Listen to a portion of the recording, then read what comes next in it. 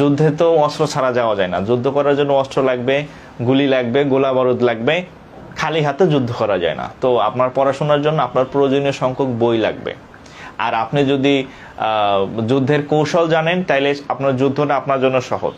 তো আপনি যদি পরীক্ষায় বা চাকরির পরীক্ষায় টিকতে চান তাহলে আপনার মেন্টর দরকার, আপনার কৌশল শিখতে হবে যে আমি কিভাবে প্রস্তুতিটা নিলে অভিজ্ঞ, যে আপনি যে রাস্তায় যাবেন সে রাস্তায় যদি আগে কেউ হেঁটে থাকে বা সে রাস্তায় যাতায়াত আছে এরকম একজন আপনার গাইড হইলে আপনার জন্য সুবিধা। হ্যাঁ, আপনি শিখবেন কিন্তু 30 বছরের পরে, অর্থাৎ 2-3 বছর এই রাস্তায় ওই রাস্তায় উষ্টা খাইয়ে খাইয়ে পরে শিখবেন, ততদিনে 30 ছুঁই আপনার বয়স। ঠিক আছে?